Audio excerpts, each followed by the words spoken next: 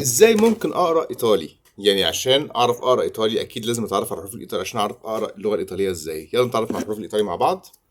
الحروف الايطالي: A B C D E F G H I L M N O P Q R S T U V Z.